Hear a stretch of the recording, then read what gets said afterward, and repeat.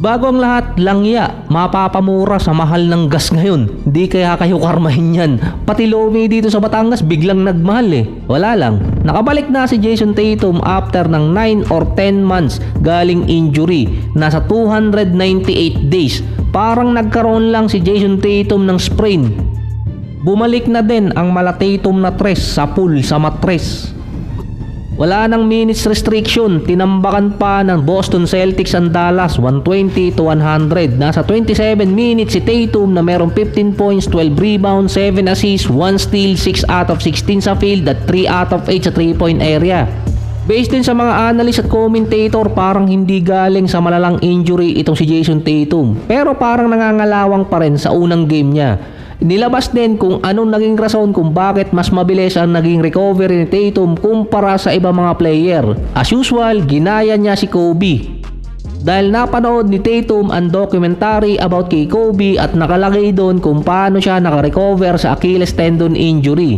Nung ma-injured si Jayson Tatum noong nakarang taon, May 13, within 24 hours nagpa-opera agad siya at hindi umabot na namaga pa yung injury ni Tatum. Dahil kung nag-intay pa siya noon at namaga pa ang injury ni Tatum, ilang linggo pa siya bago maoperahan at magkakaroon ng 1 month delay. Katulad na nangyari kay Butler. After niyang ma-injured, nag-intay pa siya ng nasa 3 linggo dahil namaga ang tuhod niya. Dahil naghanap pa si Jimmy Butler ng second opinion. Si Tyrese Haliburton naman na injured halos mid-June na, kaya hindi talaga siya aabot ngayong season. Katulad ni Tatum, within 24 hours din na operahan noon si Haliburton. Maaga ding gumaling ang injury ni Tatum.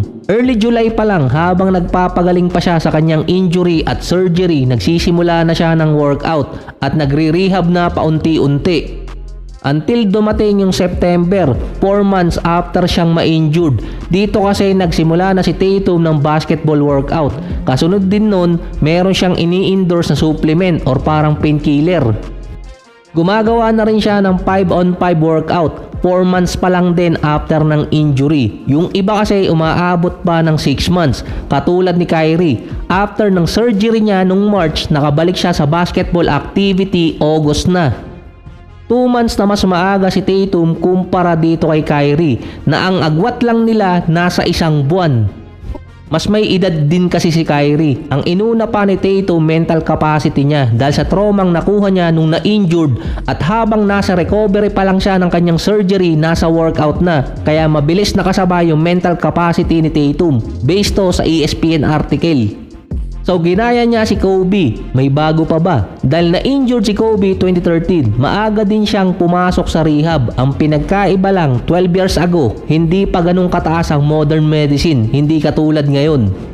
Ang naging problema kasi noon ni Kobe, napaaga yung rehab niya tapos na-injured siya ulit. Kaya inulit din niya yung rehab niya kaya tumagal. Si Tatum dire-diretso, walang hindrance na nangyari sa kanya. Kaya mula July until siya makastart ng basketball workout, walang naging problema. Ang gagawin na lang kasi ngayon ng Boston, i-preserve si Tatum until playoffs. Hindi naman kasi kailangan puwersahin katulad nung ibang naghahabol sa standing. Ang Boston 7 wins away pa kontra sa number 7 na Miami Heat. Mukhang ganado rin si Tatum dahil questionable talaga si Tatum prior sa game sa Dallas. Pero may tumawag kasi sa kanyang sidekick ni Jaylen Brown. Hindi ko matandaan kung si Jeff Teague yun sa isang podcast. Nasa 2 or 3 days yun before ng game ng Celtics at Dallas na sinabing Jaylen Brown team ang Celtics at hindi Tatum na ginagawa lang siyang pang front.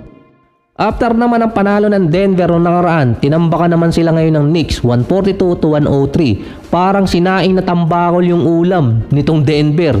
Pinaka-highlight pa ng game na yun, dinakot ni Spencer Jones ang betlog ni Towns, baka mabugok. At habang nire-replay sa Jumbotron, nagtatawanan pa yung player nitong Denver Nuggets. Si Spencer Jones din yung nakasiko dati kay Towns nung unang game nila. Tinahipa nun yung may parte ng mata or kilay nito si Towns. Tapos hindi pa siya nakalaro ng isang game. Parang nasira din yung pagkalalaki ni Towns sa Knicks. Parang mamimili ka na lang Sa Lakers, sira yung career. Sa Knicks, sira yung pagkalalaki. Maaalin na lang Halimaw gaming pa rin sa Jokic, 38 points, 8 rebounds, 5 assists. Okay na din matalo at matambakan. Wag lang yung ma-injured na naman. Nakabalik na kasi si Aaron Gordon sa lineup. Kaso si Jamal Murray naman na-injured yung paa at hindi na nakalaro. Hindi pa alam kung gaano kalala yung injury nito si Jamal Murray. Sa sitwasyon pa ng Nuggets buong season, kapag merong injured na player na bumalik, merong player na papalit sa kanyang may injured para may sumpaan Denver ngayong season. Injured pa si Peyton Watson at hindi alam kung sino ang may injured kapag bumalik siya. Sa Knicks naman, nakabawi sila after ng heartbreak loss kontra sa Thunder. Mula naman kay OG, 34 points, 7 rebounds at 5 assists. Meron pang 4 steals at 1 block. Ang Lakers naman nakabawi. Tinalo nila yung Indiana Pacers 128-117. 44 points, 9 rebounds at 5 assists si Luka. Halos sinolo lahat niya yung mga tira. 25 attempts at 10 free throws. Si Victor Wembanyama napaiyak dahil sa comeback versus Clippers. Biglang nakatulog sa dulo yung LA. 25 points ang hinabol ng Spurs kontra sa Clippers. 22 minutes, 27 points, 10 rebounds, 1 assist, 4 blocks si Wemby. Parang nag-champion na yung datingan ni Wemby dahil napaiyak siya na tinawag niyang hardest game of his life. 22 minutes lang kasi siya talaga sa game dahil binabaan yung minuto niya. Kaagaling lang niya sa back-to-back game versus Detroit. Based din kay Wembanyama sa post-game interview, kaya siya naging emotional after ng game versus Clippers dahil nga sa sobrang pagod.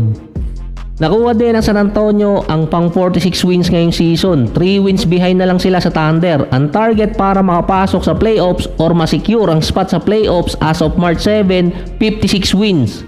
Ang pinakamalapit doon OKC. Kailangan pa ng San Antonio ng nasa 10 wins dahil 10 games din ang agwat nila versus Suns.